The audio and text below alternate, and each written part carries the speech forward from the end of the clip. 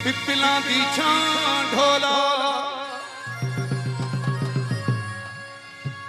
तस्बी बना पढ़दा चाते डाना ढोला तेरे नां दी तस्बी पढ़ सोंदा तेरा इश्क इबादत है मेरी ते कु याद करें दे नदर कर बन गई आदत है